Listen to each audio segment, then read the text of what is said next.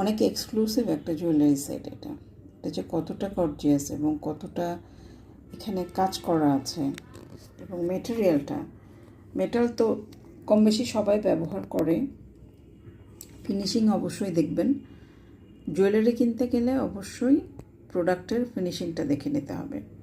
ফিনিশিংটা অনেক সময় বোঝা যায় জুয়েলারির ধরেন কাজের যে ডিজাইনগুলো সেগুলো ঠিকমতো রিফ্লেক্ট হয়েছে কিনা সেটা দেখেও কিন্তু কোয়ালিটি আমরা অনুমান করতে পারি, বিশেষ করে অনলাইনে যারা পারচেস করে।